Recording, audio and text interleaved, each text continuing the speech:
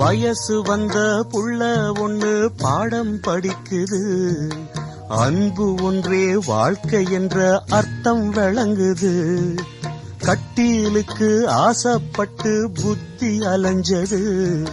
கணவன் இங்கே பிள்ளை என்று கண்டு கொண்டது. தன்னடக்கம் வேணும் அம்மா, பெண்மைக்கது நல்லதம்மா.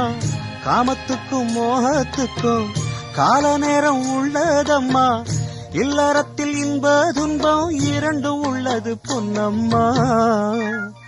சம்சாரம் அது மின்சாரம், சம்சாரம் அது மின்சாரம்.